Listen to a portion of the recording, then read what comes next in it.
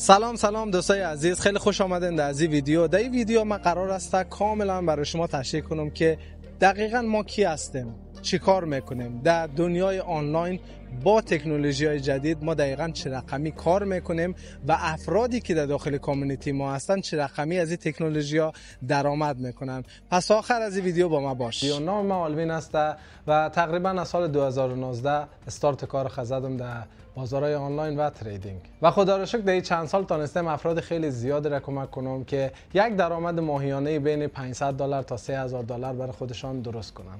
در ادامه ویدیو تو قرار است بدانی که ما و کامیونیتی ما از کدام خدمات استفاده میکنیم در بخش تریدینگ. خب زمانی که تو بخوای تریدینگ شروع کنی، تریدینگ هم راحت است هم سخت است. که سخت بودنش در اینجا است که تو باید وقتای خیلی زیاد رو بذاری، یعنی زمان خیلی زیاد باید بذاری که یک استراتژی را تو از 0 تا 100 یاد بگیری و این واقعا زمان بر است. یعنی تو باید ساعت ها وقت بذاری برای یاد گرفتن یک استراتژی. و آسانیش در اینجا است که امروزه راههای خیلی جدیدتر وجود داره برای درآمدزایی در بازارهای مالی. یکی از اون راهها این است که تو از تکنولوژی‌های جدید استفاده کنی، مثل هوش‌های مصنوعی. اولین خدماتی که ما در اینجا داریم هوش‌های مصنوعی سمی اتوماتیک است. هوش‌های مصنوعی است که شما کافی است فقط او رو تنظیم کنن روی هر جفت ارزی که می‌خواین. روی میتونه طلا باشه، میتونه بیت کوین باشه، میتونه روی یورو و دلار باشه. تو فقط او رو تنظیم میکنی و سخت ترین کاری که یک تریدر باید انجام بده اما تحلیل کردن بازار است. این هوش مصنوعی کارو برای تو انجام میده، یعنی برای تو نشان میده از کدام نقطه وارد شو، در کدام نقطه خارج شو. خوبی دیگه که هوش مصنوعی داره، تو میتونی هوش مصنوعی رو تنظیم کنی در روی موبایل خود و هر زمانی که یک سیگنالی که هست خودش تحلیل میکنه را مستقیم روی موبایلت روان میکنه و تو کافی است همون متا تریدر 4 یا 5 خواص کنی و اون نامبرایی که برات داده همونا را وارد متا تریدر 4 و 5 کنی و وارد یک معامله شوی. خب هوش‌های مصنوعی اتوماتیک چه رقمی کار میکنه؟ ما امروزه تکنولوژی جدید داریم که خودش معامله را برای ما بازبسته میکنه. یعنی هوش‌های مصنوعی اسمارتی هست که هر معامله‌ای که ببینم مناسب هست برای خودت بازبسته میکنه، بدون از اینکه تو بخوای کاری انجام بدی، بدون از اینکه تو بخوای تجربه داشته باشی، بدون از اینکه تو بخوای خودت درگیر معامله بکنی. و این یک چیز خیلی خوبی است برای کسایی که خودشان نمیخواین ترید بزنن، برای کسایی که مشغولیت‌های زندگی دارن، یا برای کسایی که نمیتونن کنترل احساسات خود در دست بگیرن. چرا که این هوش مصنوعی به صورت کاملا اتوماتیک بدون احساس همون برنامه‌ای که برش داده شده همون برنامه رو برای تو انجام میده. یعنی یک ترید با موفقیت خیلی کامل برای خودت اوکی میکنه. خب میرسیم در قسمت ایژوکیشن.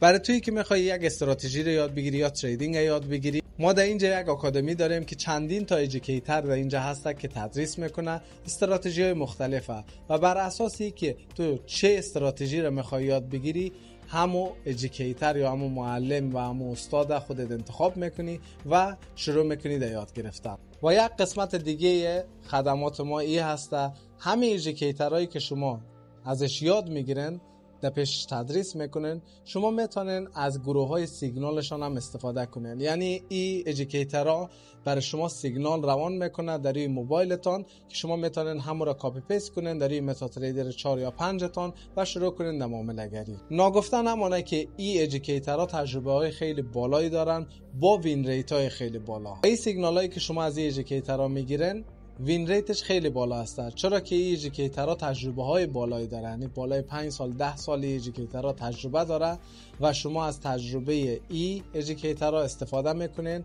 و وین ریت خود بالا میبره. من در اینجا یک مثال دارم. فکر کن تو در مکتب میری و یک امتحان داری، هیچ درس هم نخوندی، حالا میشینی کنار دست شاگرد اول کلاس که خیلی زیاد هم درس خوانده و هر چی که او شاگرد اول نوشته میکنه تو هم همون رو نوشته میکنی، نتیجه نمره تو چی میشه؟